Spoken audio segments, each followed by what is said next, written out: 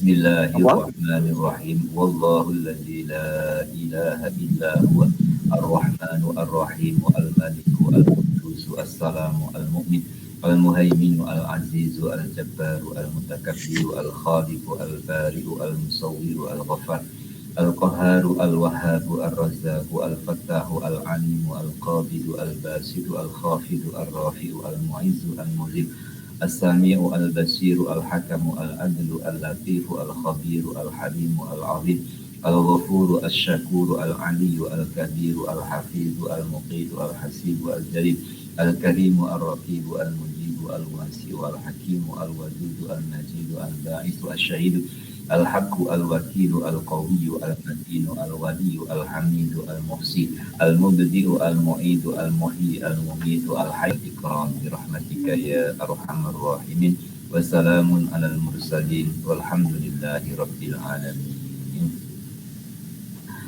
A'udzu billahi minasyaitonir rajim. Bismillahirrahmanirrahim. Jamaah pengajian kitab Riyadhus Shalihin yang dimuliakan oleh Allah dan yang berbahagia.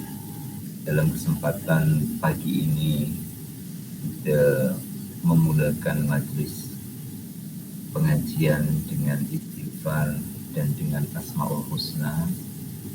Harapan kita sebagian waktu yang kita peruntukkan untuk majlis ilmu, sebagian waktu yang kita peruntukkan untuk mengaji, sebagian waktu yang kita peruntukkan untuk bersama dalam majlis pengajian kitab Riyadhus Shalihin ini lain dicatat oleh Allah sebagai amal sholih kita bersama, juga dicatat oleh Allah Subhanahu wa Ta'ala sebagai bekal kita untuk kembali kepadanya, ilmunya sebagai bekal kita melangkah meneruskan kehidupan kita di dunia, ganjaran dan pahalanya menjadi simpanan kita di akhirat nantinya. Selain itu juga harap semoga ridha Allah Subhanahu wa Ta'ala senantiasa menyertai perjalanan hidup yang kita lalui. Muslimin dan muslimah, kita akan teruskan di pasal mujahadah, perjuangan melawan hawa nafsu.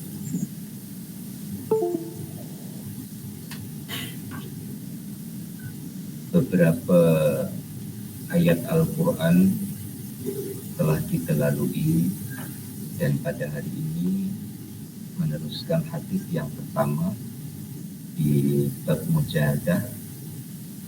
An Abi Hurairah radhiyallahu anhu qala Rasulullah sallallahu alaihi wasallam,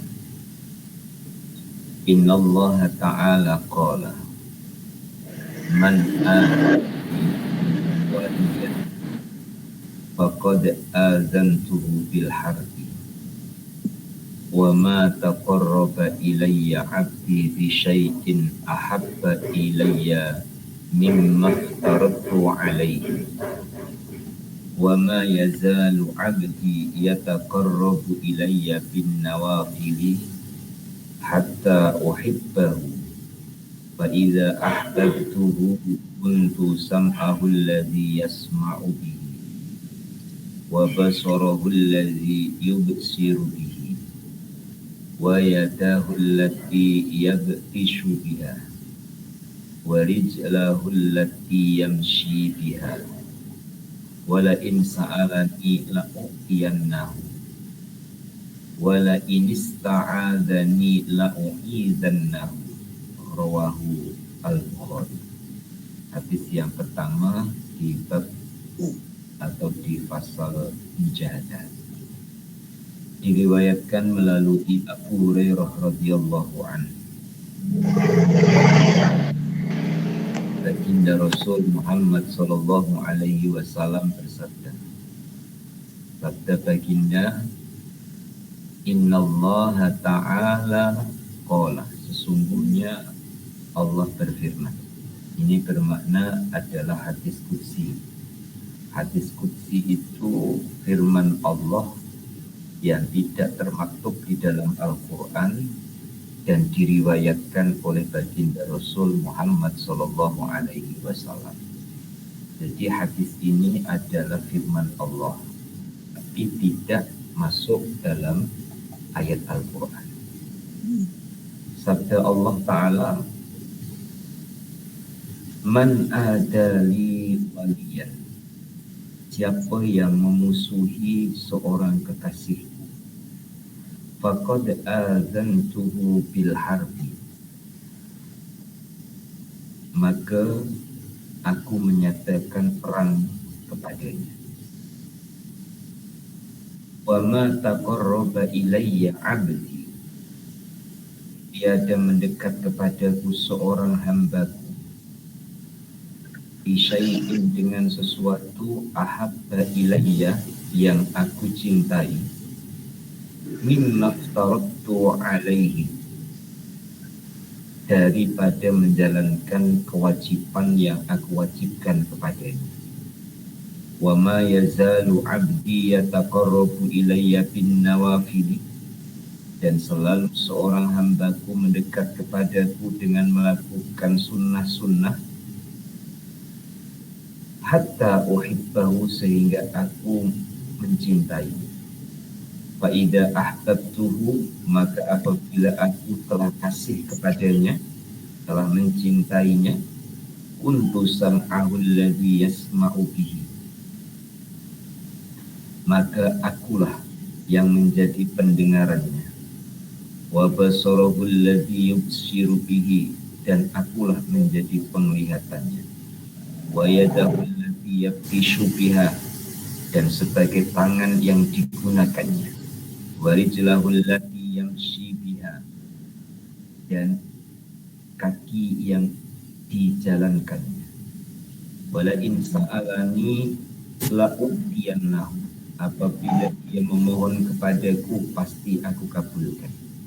Wala in ista'azani la'uizannahu, dan jika berlindung kepadaku pasti aku lindungi. Rawahul Bukhari, diriwayatkan oleh Imam Al-Bukhari. Allah Ta'ala memudahkan kepada saya untuk menjelaskan dan memudahkan kepada tuan-tuan, puan-puan untuk memahami dan akhirnya dapat untuk diamalkan. Dan sebelumnya bagi jemaah yang belum menutup mikrofonnya, supaya ditutup terlebih dulu mikrofonnya, di cross check masing-masing supaya tidak bertumpang tindih suara. Bagi yang belum tutup mikrofon, supaya ditutup mikrofon. Hadis ini agak panjang dan insya Allah mudah untuk kita fahamkan dengan hidayah Allah Subhanahu wa Ta'ala. Gimana nih? 4 kesimpulan dalam hadis ini nantinya.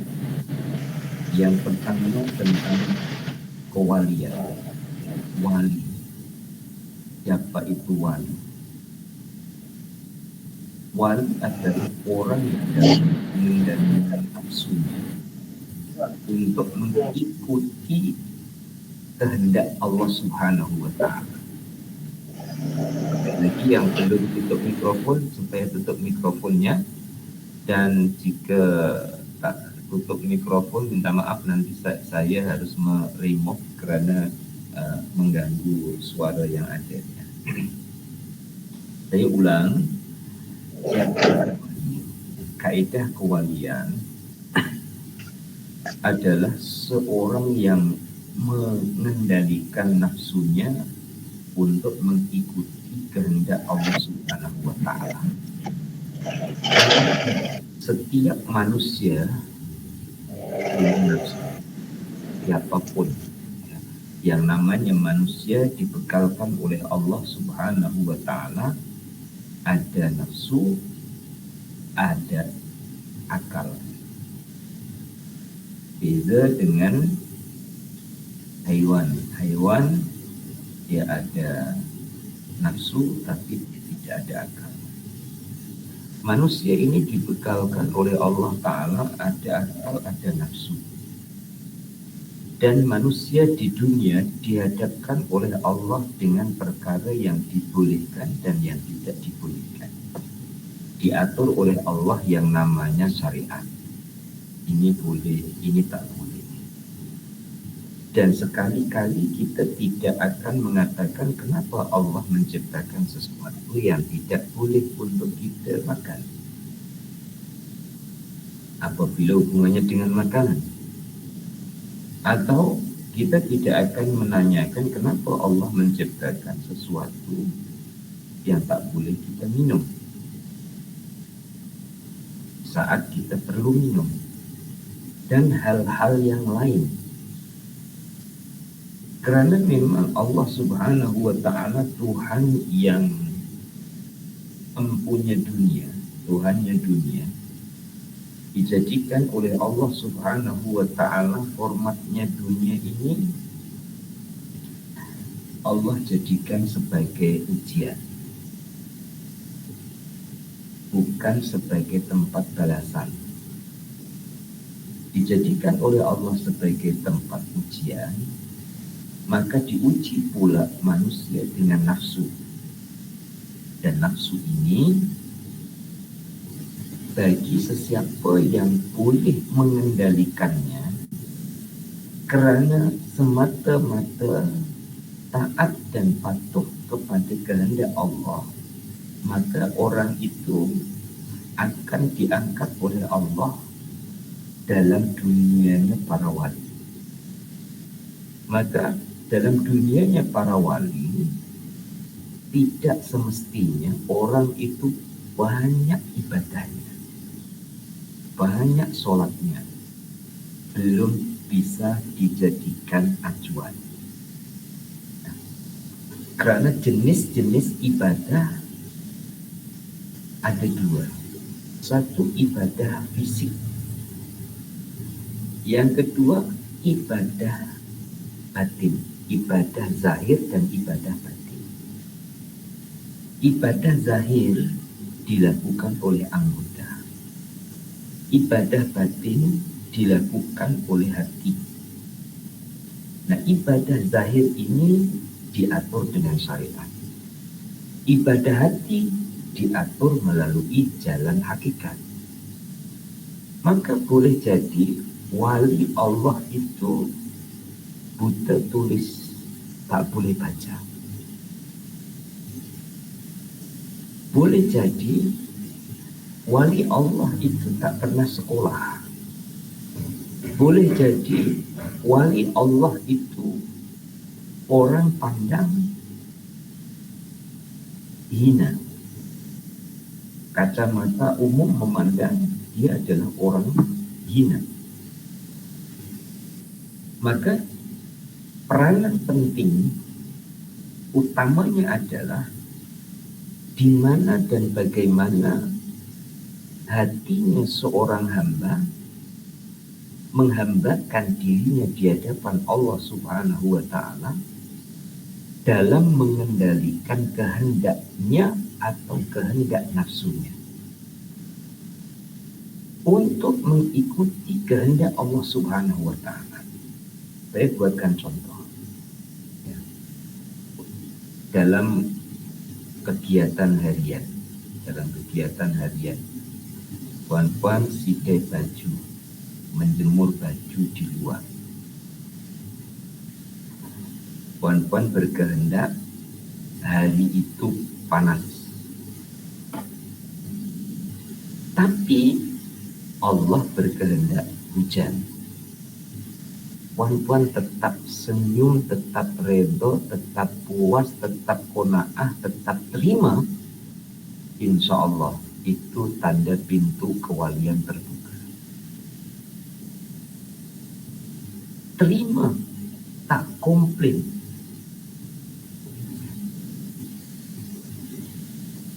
Kita tinggal mengaplikasikan kepada urusan-urusan lain. Usaha, ikhtiar dan doa adalah sifat hamba. dan menerima kehendak Allah Subhanahu wa Ta'ala di sebalik kehendak dan doa adalah tanda walinya Allah Subhanahu wa Ta'ala. Maka walinya Allah bukan tak berdoa, bukan tak berusaha, usaha sebagai sifatnya hamba, tapi bersedia untuk menerima yang dikehendaki oleh Allah Subhanahu wa Ta'ala.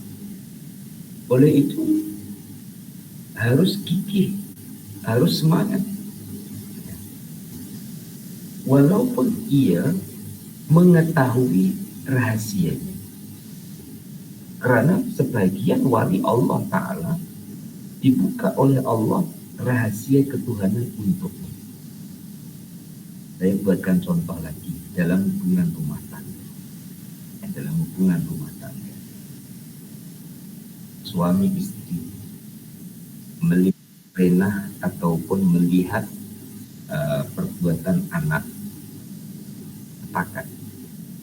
sepakat untuk menyembunyikan pen anaknya, suami istri, karena pen ini selalu berceceran, anaknya tidak rajin, tidak kemas, tidak tertib, maka suami dan istri ini sepakat kita simpan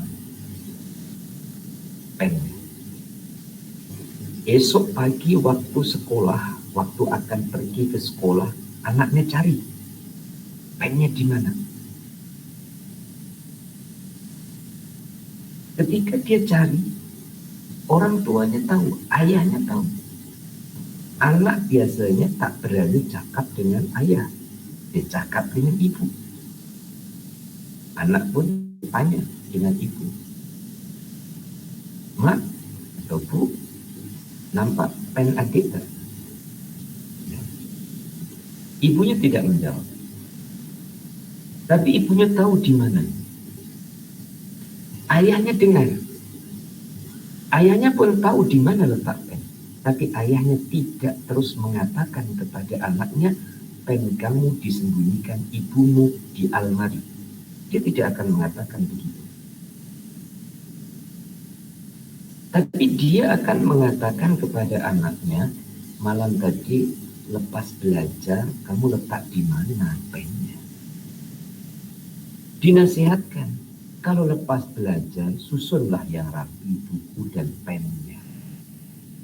Ayahnya mengatakan begitu, itu tahu di mana letak pen. Nah, contoh ini sekadar pendekatan bahwa walinya Allah itu ada yang diberitahu oleh Allah dari sebagian rahasia-rahasia ketuhanan, tapi tidak terus dibagi tahu kepada yang bersangkutan, kepada yang berkenaan. Karena tugas dari wali itu berbeda-beda. Ada yang ia ditugaskan untuk memberi jalan kesadaran kepada orang yang belum sadar. Ada yang tugasnya berdoa, ada yang tugasnya berzikir, ada yang tugasnya bekerja seperti orang lain. Maka sedikit penjelasan ini untuk saya simpulkan dan semoga dimudahkan oleh Allah. Sekali lagi, wali itu tandanya adalah seseorang yang boleh mengendalikan kepentingan atau keinginannya untuk ikut kehendak Allah Subhanahu wa Ta'ala.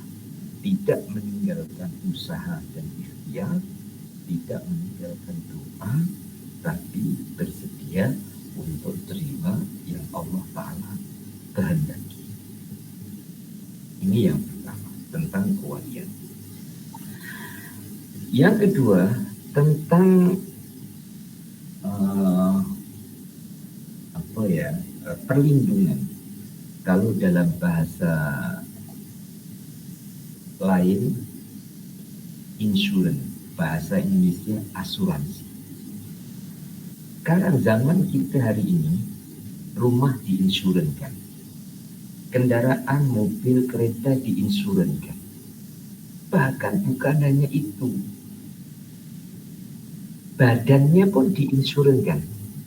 Maka tuan-tuan dan puan-puan bila pergi ke hospital ditanya, ada insurans tak? Bahasa Indonesia ada asuransi tak? Kalau cakap tak ada, maknanya kita kena keluar duit, belanja sendiri. Kalau ada, kita akan ditanya, insurans apa? Okey. Nah, walinya Allah Ta'ala, minta maaf ini bahasa, meminjam bahasa manusia, tercover.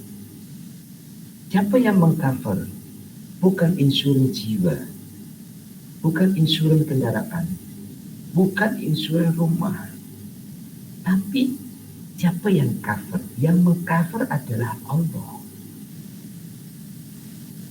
Dan Allah mengistiarkan, man azali waliyan faqad azantu bil harbi. Siapa yang memusuhi waliku, berarti dia mengistiarkan perang dengan aku.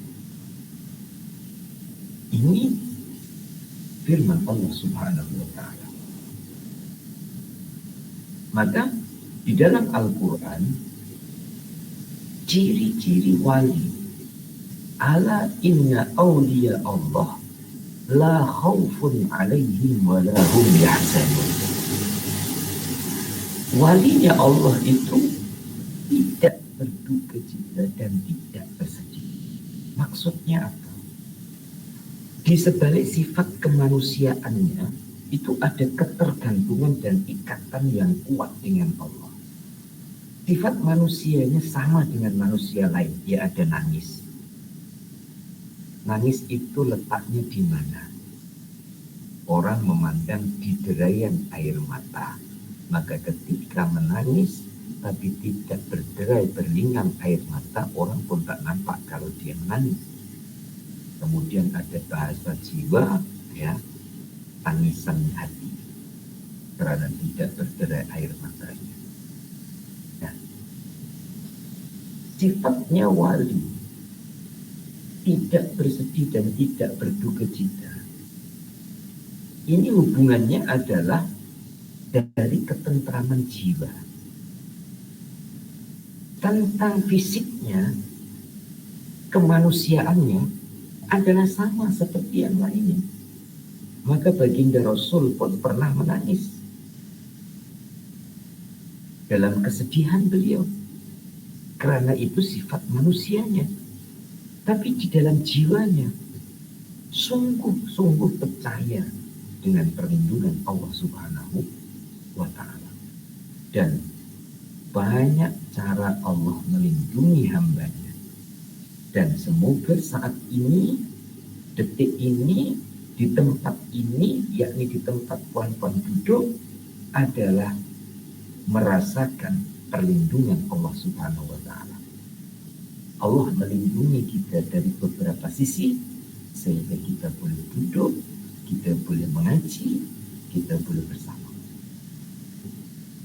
Maka yang mengawal, yang melindungi para wali adalah Allah Subhanahu wa Ta'ala. Adakah muslimin muslimah yang punya insurans harus dibatalkan? Artinya dicabut? Tidak. Ketika kita bicara insurans dulu, ya, puan-puan, orang yang menginsurankan dirinya itu tentu dia tidak ingin sakit. Puan-puan dah ikut insurans 10 tahun, sihat, ya, umpama sakit tak sampai ke hospital, cukup dengan minum air putih banyak-banyak, rehat sekejap, kemudian dipulihkan kembali oleh Allah Subhanahu wa Ta'ala, ataupun minum obat yang dari farmasi. Setiap bulannya kena kita bayar insurans. Saat itu orang yang mengeluarkan sebagian hartanya untuk insurans, untuk asuransi, niatkan untuk membantu kepada orang lain. Semoga kita tetap sehat. Dan jangan kecewa apabila sampai usia 60 atau 65 tak pernah klaim. Dan jangan banyak bercakap dengan kawan saya ada insulin, saya pun tak pernah klaim.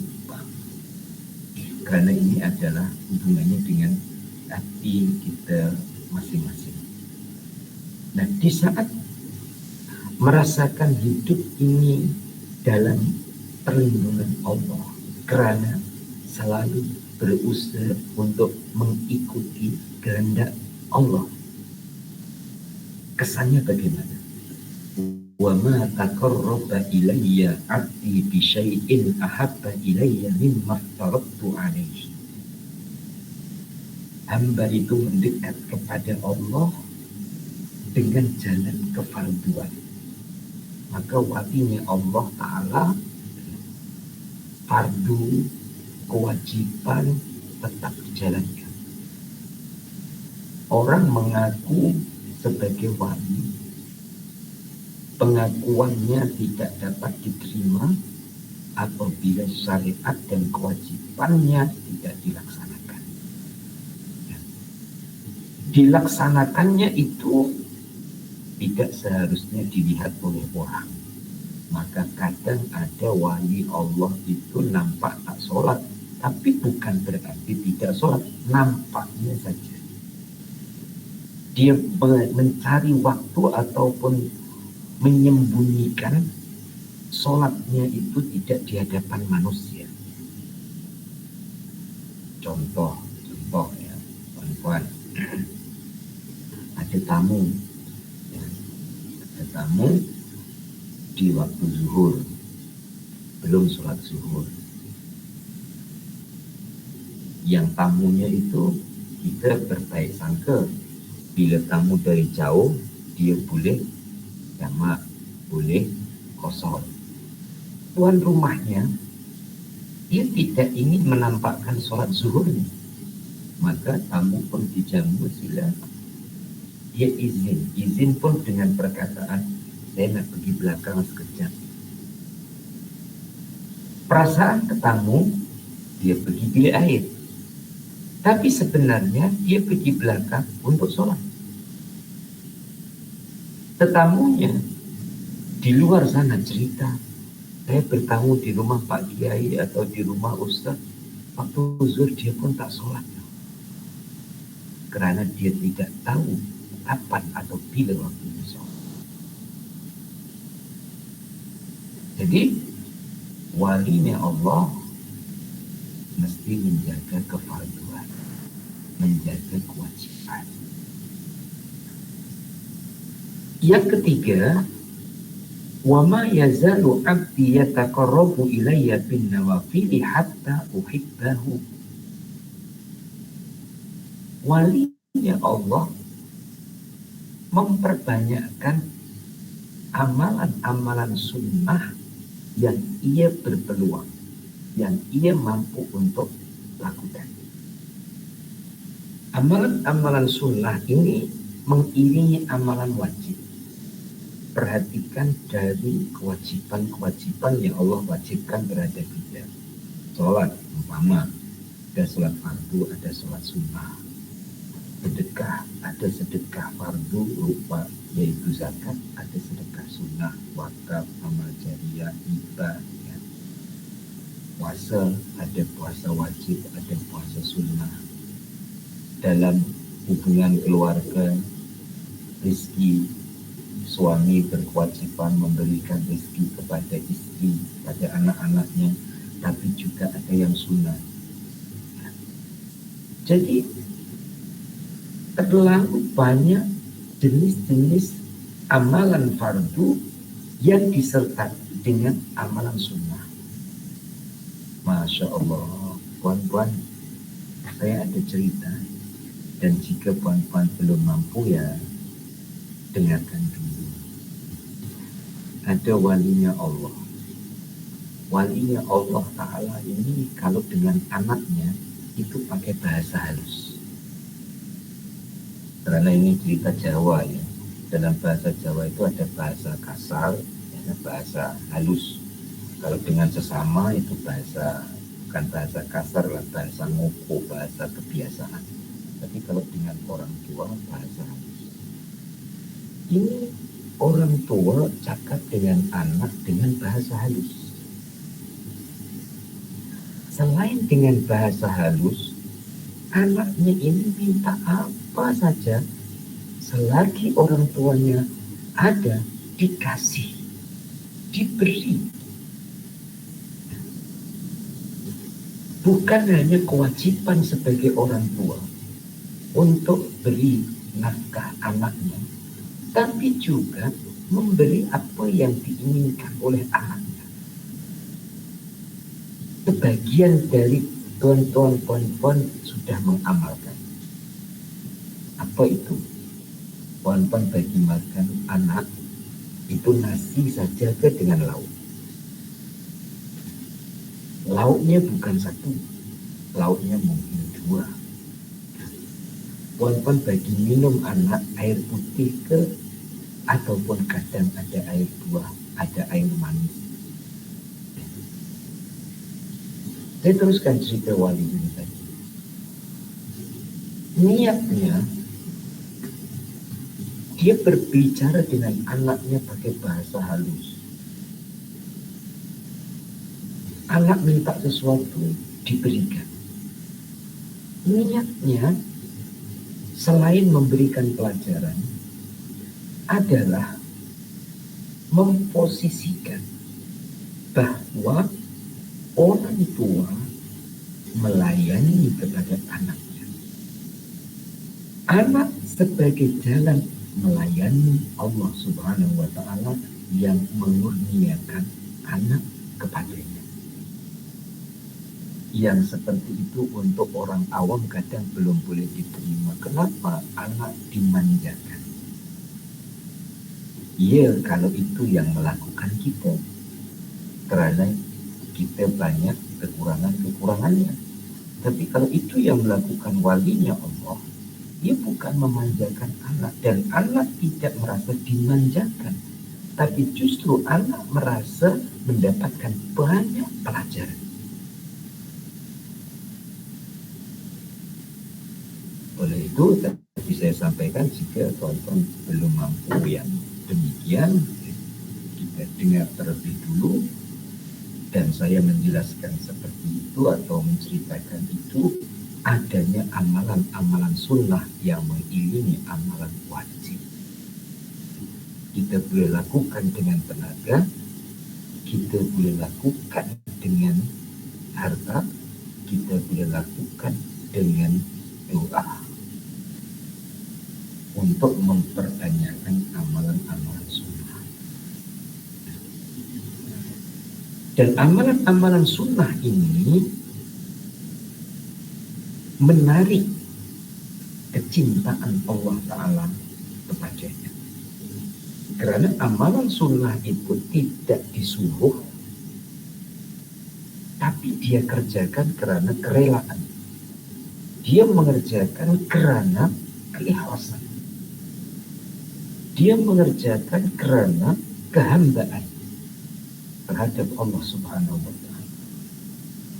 Natijanya, sebagai kesimpulan yang keempat, fa idza ahbabtuhu kuntu sam'ahu alladhi yasma'u bihi. Yang akan dirasakan di dalam dirinya adalah dia mendengar. Ia mendengarnya adalah bersama Allah Tuhan yang maha memberi pendengaran kepadanya. Saya ulang, dia mendengar adalah bersama Allah Tuhan yang memberi pendengaran kepadanya. Masya Allah. Coba rasakan dan renungkan, telinga kita ini boleh mendengar. Uratnya, bahasa lain kabelnya, ini tersusun rapi. Sehingga dari mula kita mendengar sampai kita paham apa yang kita dengar, itu semua bersambung. Begitu rapi susunan Allah Subhanahu wa Ta'ala dalam menyusun postur tubuh badan kita. Nah, walinya Allah itu merasakan bila dia mendengar sesuatu, dan saat dia mendengarkan, dia bersama Allah Tuhan yang maha memberikan pendengaran. Wa basarahu alladhi yubsiru bihi. Dia melihat bersama Allah Tuhan yang memberikan penglihatan kepada. Wa yadahu allati yabtishu biha. Tangannya memegang sesuatu bersama Allah Tuhan yang memberikan tangan untuk pegang sesuatu. Wa rijluhu allati yamshi biha. Ketika dia berjalan bersama Allah Tuhan yang memberikan kaki untuk berjalan. Seterusnya bagaimana? Wala in sa'alani la'utiyana. Kalau dia minta akan diberi. Muslimin dan muslimah rahimakumullah. Saya buatkan contoh dulu supaya paham seperti ini. Hubungan ya orang tua dengan anak lagi lah ya, yang paling dekat dengan kita dalam satu keluarga. Anak kita itu tak pernah minta, tapi dia tahu apa yang harus dia lakukan sebagai anak. Bangun pagi tak payah dibangunkan, sholat subuh tak payah disuruh, pilih buku belajar ulang kaji tak payah diingatkan, menyapu lantai yang kotor tidak perlu disuruh. Sehingga sejuk orang tua melihat dia, hatinya senang. Dia tak minta pun, kita yang mencari-cari anak saya perlu apa ya. Kita buka beg belajarnya, kita tengok penghapus ataupun pensilnya masih cukup tak, atau masih ada atau tidak. Kita yang ambil perhatian ya. Anak tak minta.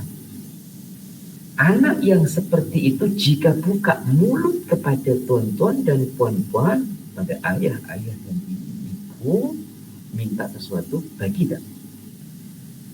Pasti dibagi. Coba itu kita bawa ke Allah.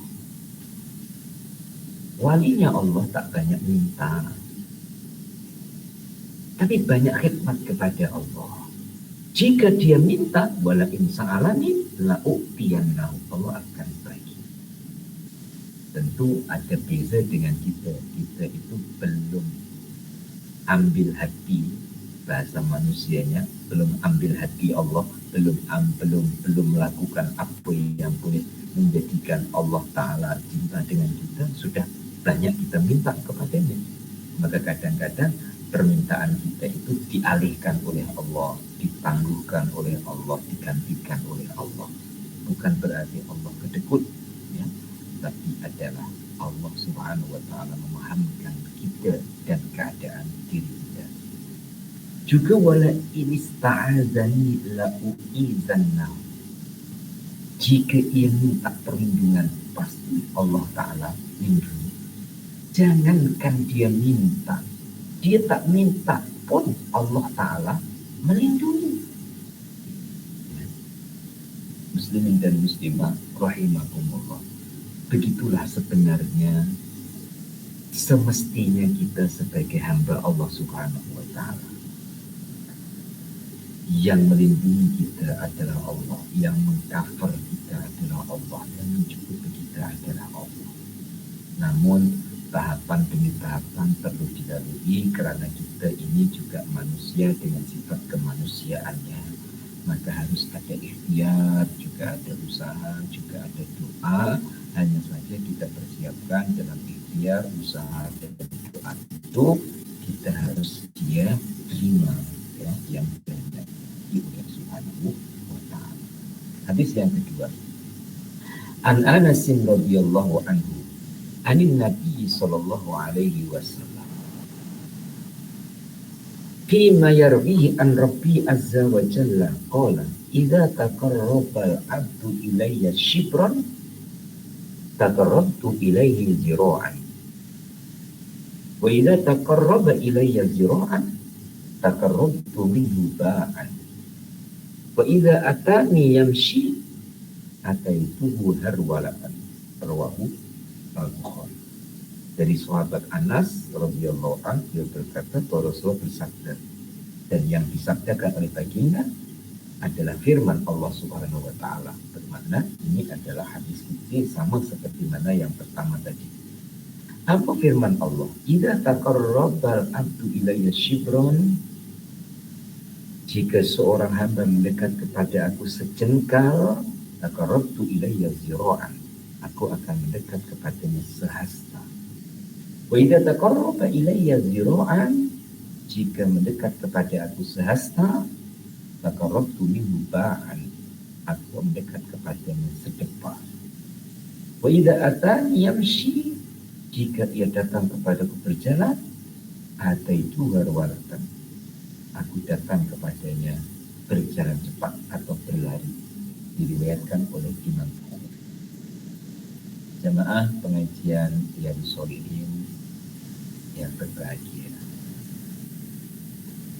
tidak berarti kita menyamakan Allah dengan manusia, tapi kita menjiwai dengan sifat kemanusiaan kita terhadap yang disabdakan atau yang difirmankan oleh Allah Subhanahu wa Ta'ala. Sememangnya Allah tidak dipengaruhi dengan jarak yang harus dikatakan Allah jauh atau Allah dekat. Tapi kadang bahasa itu kita pakai sebagai menerjemahkan keadaan kita, bukan keadaan Allah. Yang jauh bukan Allah, tapi kita. Karena kita ini punya jarak, tetap kita punya fisik. Ya, seperti sekarang, ya, saya dengan tuan-tuan jaraknya jauh, ya, beribu kilometer. Karena saya ada fisiknya, tuan-tuan ada fisik. Allah itu tidak fisik, Allah itu zat yang tidak bertempat. Sehingga ketika kita memahami hadis ini, idza taqarraba abdu ilayya shibran, hamba berjalan mendekat kepada Allah Ta'ala sejengkal, maknanya berjalan menuju kepada Allah. Fisiknya seperti orang berjalan, tapi sebenarnya hatinya yang berjalan menuju kepada Allah. Taqarrabtu ilayya zira'an, Allah akan mendekat sehasta. Artinya Allah lebih dekat, semakin mendekat Allah semakin dekat. Muslimin dan muslim, dan ini harus kita latih untuk berbaik sangka dengan Allah. Bolehkah saya mendekat kepada Allah? Saya banyak dosa, saya kotor, saya banyak maksiat. Bagus, itu pengakuan diri kita, tapi jangan ditutupi diri kita sendiri untuk mendekat kepada Allah. Nanti akan diajari oleh Allah cara untuk mendekat. Bagaimana bersihkan diri dari dosa melalui taubat, melalui istighfar, melalui buat amal-amal kebaikan. Nah, di saat seorang hamba langkah hidupnya menuju kepada Allah, prioritas yang diutamakan adalah ke Allah. Allah akan lebih terasa dekat dalam diri. Setiap manusia punya yang dinomorsatukan, walaupun tidak diucapkan dengan perkataan. Andaikan ditanya, siapa yang paling Anda cintai? Lisan kita boleh mengatakan Allah, tapi di sini belum tentu. Siapa di antara manusia yang paling Anda cintai? Lisan kita boleh mengatakan Rasulullah, tapi di sini belum tentu. Dan ini semuanya perlu kita buktikan. Sampai Allah dan Rasulnya yang sememangnya mengetahui keadaan manusia, keadaan hambanya saat bertemu dengan dunia, yang dijadikan oleh Allah Ta'ala dunia itu menarik. Menarik kepada siapa? Kepada nafsu. Allah dan Rasulnya menyatakan bahwa mencintai sesuatu karena Allah adalah ibadahnya kepada Allah.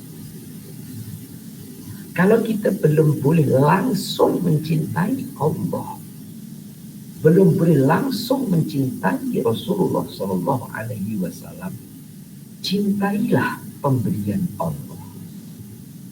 Cintailah yang ditinggalkan oleh Rasulullah Sallallahu Alaihi Wasallam. Punya kereta dijaga, punya anak dijaga, punya keluarga dijaga. Apa saja yang diberikan oleh Allah Ta'ala dipelihara dan juga dijaga. Menjaganya, memeliharanya adalah karena menjaga pemberian Allah Subhanahu wa Ta'ala. Minimalnya adalah demikian. Maka tidak semestinya jemaah pengajian Riyadhus Shalihin ya, bekerja dapat uang dikatakan mata duitan. Tidak. Tangan kita boleh pegang harta, tapi hati kita adalah khidmat kepada Allah Subhanahu wa Ta'ala. Karena bumi dan dunia ini diserahkan oleh Allah kepada manusia sebagai khalifahnya, sebagai pengurusnya. Dan untuk menguruskan itu, kita pun perlu dunia untuk menguruskan dunia. Kemudian bahasa dekat selanjutnya, wa idza taqarraba ilayya dzira'an taqarrabtu ilayya ta'an. Jika mendekat kepada Allah Ta'ala sehasta, Allah akan mendekat secepat. Artinya semakin dekat Allah semakin mendekat, yang dirasakan di dalam rohani ataupun jiwanya. Wa idza atani yamshi ataitu harwalatan. Kalau ia berjalan mendekat kepada Allah, ataitu harwalatan, aku kata Allah berlari menuju kepadanya. Ini menunjukkan bahwa betapa besarnya respon Allah Subhanahu wa Ta'ala terhadap hambanya. Persoalannya adalah kadang kita ini tak mau memulai, menangguh-nangguh waktunya. Seperti orang masuk tarikat ataupun mengaji zikir. Oh, saya masih muda, nanti saja. Ya. Padahal ketika kita masih sehat, inilah kita latih zikir.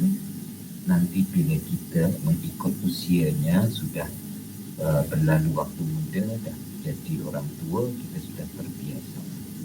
Di saat kita lapang, kita berzikir. Nanti bila kita saat sibuk, ya, kita sudah terbiasa. Saat kita sehat, kita zikir. Satu masa Allah uji kita sakit, kita pun sudah terbiasa untuk berzikir. Dan ini hubungan hamba dengan Allah Subhanahu wa Ta'ala. Hamba mulailah, mulai untuk mendekat, Allah Ta'ala akan menyambut. Dan yang paling bahagia adalah kita kembali kepada Allah, meninggalkan dunia, disambut oleh Allah dengan rahmatnya.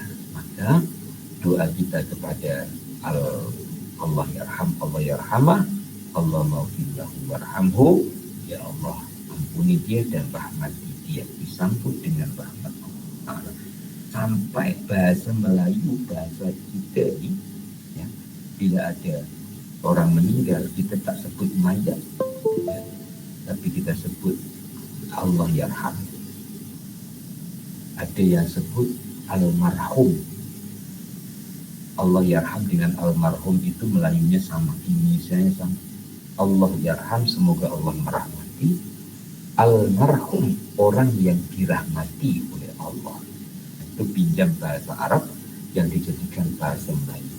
Nanti orang itu punya level yang lebih tinggi lagi dalam pandangan sesama, ya, al-maghfurlah. Nah, mungkin yang di Melayu, yang di Indonesia jarang dengar al-maghfurlah. Itu biasanya kepada para guru, para kiai. Al-maghfurlah artinya orang yang diampuni oleh Allah. Allah yarham, orang yang dirahmati oleh Allah. Kira-kira puan-puan nanti nak predikat yang mana? Ya. Almarhum ke almaghfurlah? Terpulang ya, dengan anaknya. Disebut almarhumlah ya, memang semoga begitu, almarhumnya begitu, maka doanya orang hidup terhadap orang mati minimal Allahumma ghfirlahu warhamhu, ya Allah ampuni dia, rahmati dia. Hadis yang ketiga. An Abi Abbas radhiyallahu anhu maqala qala Rasulullah sallallahu alaihi wasallam nikmatani maghbunun fihi ma katsirun minan nas as-sihhatu wal faragh, yang artinya dari Ibnu Abbas bahwa baginda Rasul bersabda, ada dua nikmat yang dipunyai oleh manusia, tapi manusia tertipu oleh dua nikmat itu. Apa itu? As-sihhatu, satu sehat, wal faraghu, dan waktu lapang. Ya. Muslimin dan muslimat, kadang kita itu herannya bukan karena tak percaya, tapi heran yang semakin mendekatkan diri kita kepada yang memberikan sesuatu kepada kita. Dari bangun tidur, mulai diri kita nih bangun kan sudah memakai kaki ya. Kaki ini sudah jadi kendaraan. Kaki ini sudah jadi kendaraan. Bangun dari tempat tidur, kaki ini sudah jadi tayar badan kita. Kita ajak kaki ini pergi bilik air. Kita ajak kaki ini pula pergi dapur. Kita ajak kaki pergi masjid. Kita ajak kaki pergi pasar. Kita ajak kaki ini pergi ke mana-mana. Sampailah pukul 8 kita kaki ini untuk ngaji kita Riyadhus Shalihin. Bila akan tidur di waktu petang, di waktu malam, di waktu malam, kita pun pegang kaki dan kita cakap, terima kasih kaki, kamu telah mengantarkan aku sampai kemana-mana hari ini. Kita akan sambungkan pula, terima kasih ya Allah, engkau yang memberikan kaki sehingga aku boleh melakukan apa-apa. Saat itu, kawan-kawan, kita akan merasakan ketidakmampuan kita untuk melakukan sesuatu melainkan dengan pertolongan Allah Subhanahu wa Ta'ala. Dan saat itu kita syukurnya adalah ingin melakukan sesuatu yang mampu kita lakukan di waktu berikutnya. Saya ulang, ingin melakukan sesuatu yang mampu kita lakukan di waktu yang selanjutnya sebagai tanda syukur. Oleh itu, nikmatnya waktu lapang itu pada saat kita melepasi waktu itu, seperti mana sehat itu dapat dirasakan nikmatnya sehat ketika sakit. Sebenarnya itu hanya bahasa. Semoga jemaah Riyadhus Shalihin bukan merasakan nikmatnya sehat itu ketika sakit, tapi dapat merasakan nikmatnya sehat ketika sehat. Bukan mengubah peribahasa. Nikmatnya sehat ketika sehat, yaitu saat sehat dia boleh melakukan sesuatu yang bermanfaat. Saya ulang, nikmatnya sehat di saat sehat, yaitu ketika kita mampu melakukan sesuatu yang bermanfaat. Begitu juga nikmatnya waktu lapang di saat kita lapang, yaitu pada saat kita dapat memanfaatkan waktu lapang untuk sesuatu yang bermanfaat. Dan yang diingatkan oleh baginda Rasul Muhammad SAW dalam hadis ini, memangnya kadang manusia itu dengan sifat kemanusiaannya, saya ulang kembali pada sifat kemanusiaannya, bila senang itu lupa. Ini hukum kebiasaan. Bila sehat pun lupa. Maka kadang Allah berikan kita sakit supaya kita lebih ingat lagi kemudian. Kadang kita dihadapkan dengan sesuatu yang sibuk supaya kita syukur kepadanya. Itu yang ketiga.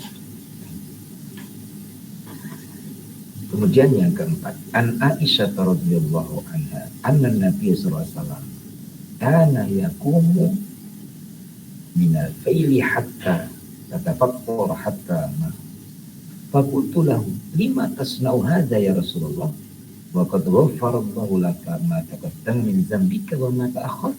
Qala afala uhibbu an akuna abdan syakura. Muttafaqun alaih. Dari Sayyidatina Aisyah radhiyallahu anha bahwa baginda Rasul bangun sholat di waktu malam. Ditanya, mengapakah engkau buat demikian? Ya Rasulullah, padahal Allah telah mengampuni dosa-dosamu yang lalu dan dosa yang kemudian. Jawab Nabi, afala uhibbu an akuna abdan syakura? Tidakkah layak aku menjadi seorang hamba yang bersyukur, yakni yang mengenal budi kebaikan yang Allah Ta'ala berikan. Jadi, muslimin dan muslimah ini dan hari ini dan hadis-hadis yang kita pelajari hari ini adalah banyak menyentuh rasa. Karena dengan rasa yang kita hidupkan atau dengan perasaan kita sebagai hamba Allah Subhanahu wa Ta'ala, kita melakukan sesuatu itu bukan karena upah. Karena upahnya, minta maaf ini bahasanya, bahasa manusia lagi, karena upahnya sudah didulukan. Puan-puan sholat itu, sholat dulu ke sehat dulu. Tentu sehat dulu.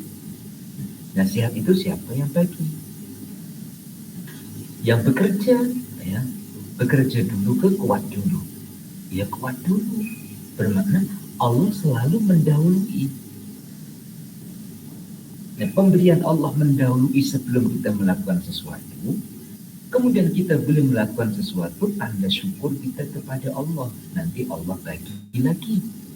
Begitulah selanjutnya dan selanjutnya.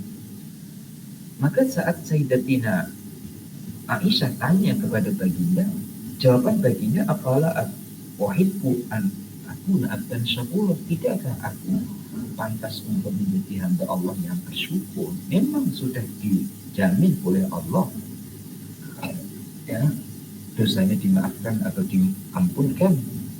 Akan tetapi sebagai penghambaannya kepada Allah Subhanahu wa Ta'ala, walaupun kita belum mampu meniru 100% ataupun belum mampu meniru semua dari yang dilakukan oleh baginda, setidak-tidaknya kita sedikit demi sedikit mulai ataupun memulaikan untuk mencontohi dan meniru kepada baginda.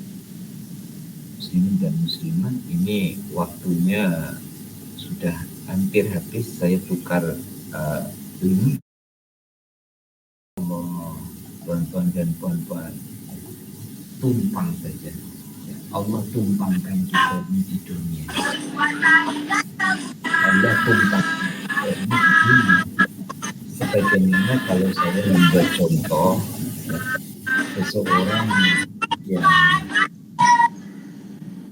seseorang yang kerja di kilang.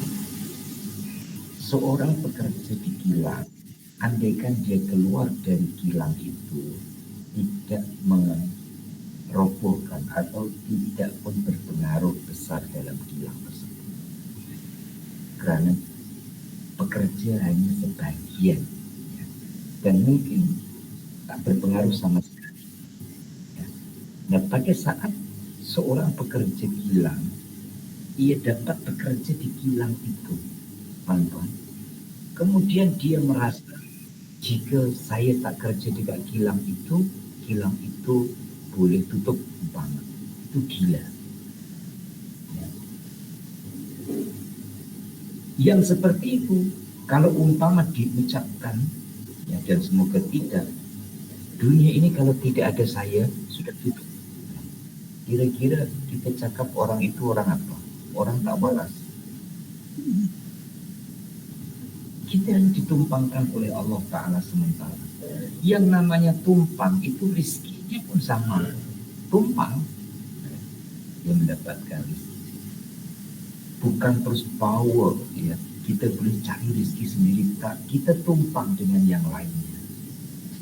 Kita tumpang dengan yang lainnya. Maka Allah Ta'ala suruh kita jaga kesatuan, persatuan, jaga kerjasama, saling hormat menghormati, kerana kita ini tumpang semuanya. Ya. Seorang petani, ya, dia tidak akan dapat bercocok tanam, melainkan dia perlu juga orang lain yang membantunya. Yang tidak bertani, yang bekerja di kilang ataupun bekerja dengan kerajaan, dia juga tidak akan mampu untuk berdiri sendiri.